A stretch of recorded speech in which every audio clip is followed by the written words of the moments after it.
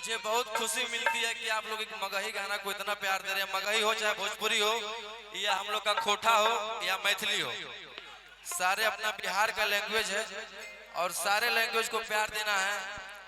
और भाई हम लोग का मगही भोजपुरी खूब भाई भाई भाई मेरे love you love you love you love you love you भैया भैया ठीक ठीक। अरे भाई भाई अरे एगो शेरवा जेल के भीतर कोई गो शेरवा बाहर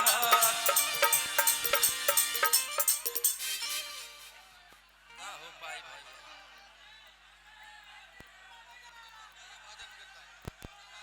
ऐसे कीजिएगा तो भैया सारा कार्यक्रम भक्ति होगा, फिर लोकगीत एक भी नहीं गाएंगे।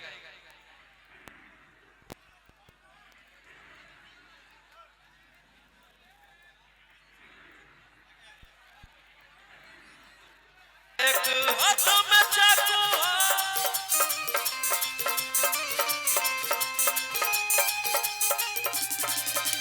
जितना शेरवा साथे सब यारा के डाकू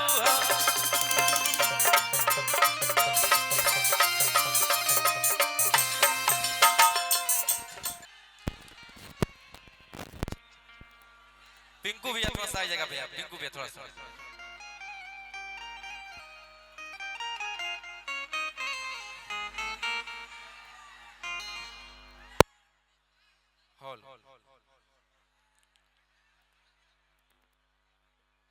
मेरे बड़े भैया पिंकू यादव भैया हैं और हम लोग इंडस्ट्री के लिए इतना मुझे सपोर्ट करते हैं, चाहे हम हैं या खेसारी भैया है या कोई भी कलाकार भोजपुरी के हो या मगही के हो, भैया का बहुत सारा प्यार मिलता है। पिंकू यादव जिंदाबाद। भैया को इस बार प्यार देना है, आप लोग का प्यार चाहिए, प्यार दीजिएगा ना। जीते हुए हैं। हाँ, जब हम भीतर में थे तो भैया का बहुत प्यार मिला था मुझे, और ऐसा ही अपने छोटा भाई पे प्यार बनाए रखिए भैया। हाँ और की माटी के मूर्ति से ताके मुंह सुखाई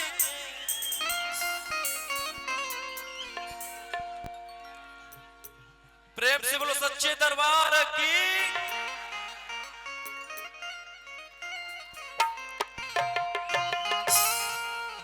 बाकी तो आरा के डाकू चलवे करेगा, थोड़ा सा एकाद गो भजन हो जाए।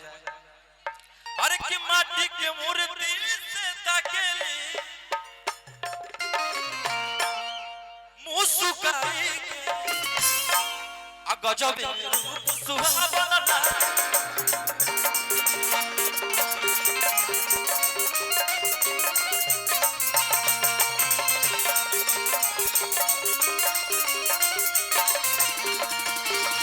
कि गजब रूप सुहावना लागे देवी माई के।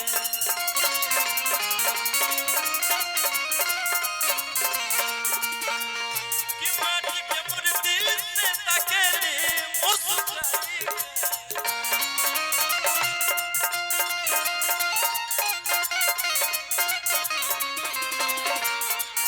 भैया भैया कहाँ इसको उठा दीजिए ना, चपर आएगा आ रहे हैं।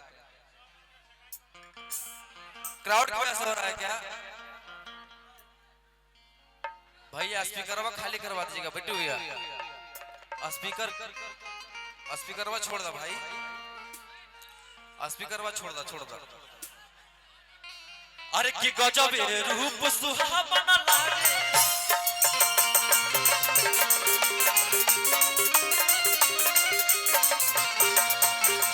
की गजब रूप सुहावना लागे देवी माई के।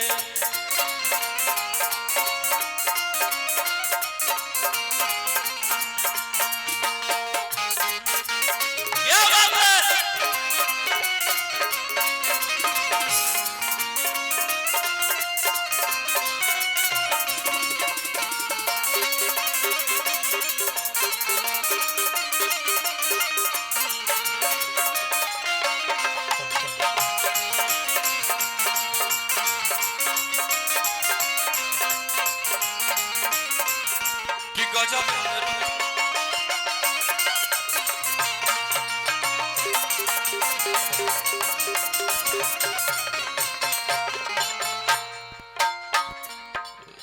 लइकवा कैसे कहलस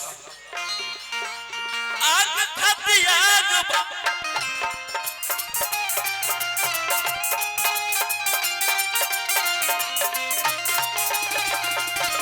जे जैसे चाहे वैसे मिले माता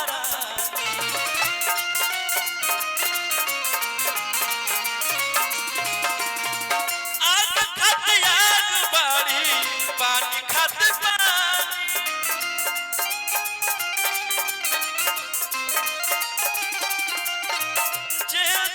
चाहे वैसे मिले माता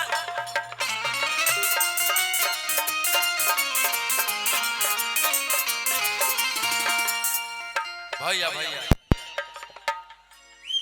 मुकेश भैया कहाँ? सबसे बड़ी बात है मुकेश भैया की एक भोजपुर इलाका है, बहुत प्योर भोजपुर खाटी आरा, और यहाँ की जनता मुझे इतना प्यार करती है, लग रहा है कि हम मगध में प्रोग्राम कर रहे हैं।